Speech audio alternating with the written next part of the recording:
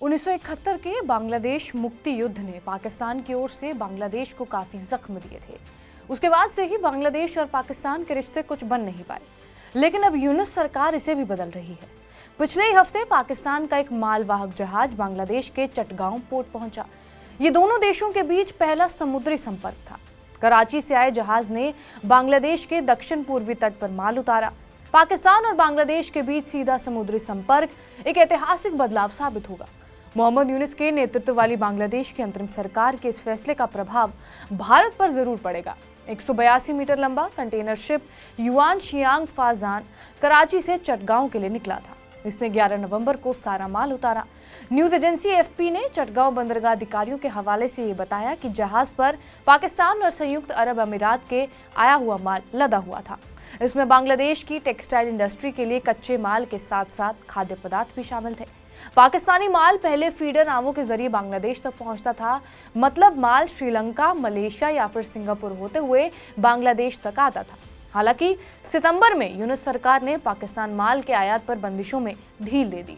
पहले माल आने पर इसके सामने से सर्वे किया जाता था, उसका निरीक्षण किया जाता था, लेकिन सीधे समुद्री लिंक स्थापित कर यूनुस सरकार पाकिस्तान के साथ रिश्ते मजबूत करना चाहती है। क्या बांग्लादेश की जनता पाकिस्तान के साथ अच्छे संबंध स्वीकार कर लेगी? वही पाकिस्तान जिसकी फौज कोई 5 दशक पहले बांग्लादेश में कत्लेआम मचा रही थी। 30 लाख से ज्यादा लोग जब मारे गए थे और हजारों महिलाओं का बलात्कार हुआ था।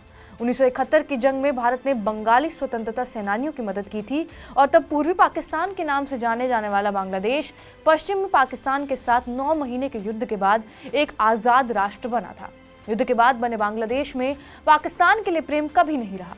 रहमान की अवामी लीग का केंद्रीय राजनीतिक एजेंडा ही यही था कि क्रूर युद्ध के दौरान पाकिस्तान द्वारा किए गए अत्याचारों के लिए न्याय की मांग करना।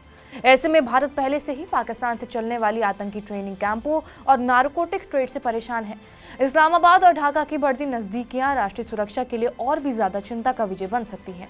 आईएसआई इन नजदीकियों का फायदा उठाकर क्षेत्र में अशांति फैलाने की कोशिश कर सकता है और पहले भी बांग्लादेश के जरिए भारत में खलबली मचाने की कोशिश होती रही है। हसीना सरकार के साथ बेहतर संबंधों के चलते भारत अभी तक चटगांव बंदरगाह पर आईएसआई की गतिविधियों पर नजर रखता आया था, जहां 2004 में चीनी गोला बारूद के करीब 1500 बक्से जब्त किए गए थे। इस खेप की कीमत तकरीबन 4 से 5 और 7 मिलियन अमेरिकी डॉलर थी। कथित तौर पर आईएसआई इस खेप को भारत में प्रतिबंधित संगठन यूएलएफए यानी कि United liberation front of Asom तक पहुंचाना चाहता था, लेकिन यूनुस कहते हैं कि सरकार बदलने के बावजूद ढाका और नई दिल्ली के रिश्ते बेहद करीबी बने रहेंगे। अब देखना ये अहम होगा कि बांग्लादेश और पाकिस्तान के रिश्ते अगर ज्यादा बढ़ते हैं तो भारत पर इसका क्या प्रभाव होगा, क्या अलगाववाद बढ़ेगा, ये आने वाले समय में ही पता चल पाएगा। बहरहाल आपका इस वीडियो पर क्या कुछ कहना है हमें कमेंट बॉक्स में जरूर बताएं। बाकी देश और दुनिया की तमाम बड़ी खबरों के लिए बने रहिए हमारे साथ TV9 डिजिटल पर।